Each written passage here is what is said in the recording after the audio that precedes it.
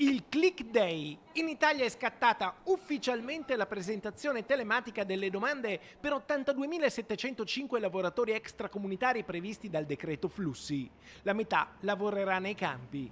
Intanto a Vicenza Apindustria Confimi con la prefettura lancia un progetto per rispondere alla carenza di personale anche nelle aziende. L'idea è sfruttare il periodo in cui i richiedenti asilo restano in Veneto per formarli su base volontaria e collocarli nelle imprese del Vicentino una volta ottenuto il permesso di soggiorno. Abbiamo iniziato un percorso per giungere appunto alla possibilità da dare a queste persone di poter lavorare nella piena legalità e soprattutto far uscire questi soggetti dal peso per i contribuenti che oggi pagano il sussidio e dare anche dignità a queste persone, a queste famiglie di ricostruirsi un presente e un futuro in questa nostra regione.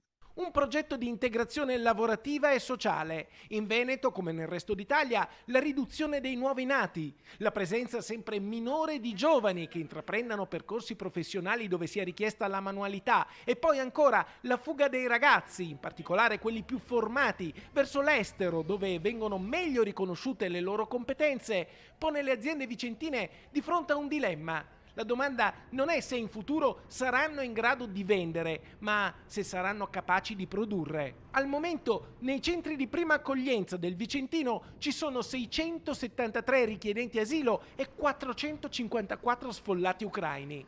Oggi, per le aziende venete, i richiedenti asilo più meritevoli possono davvero diventare una risorsa.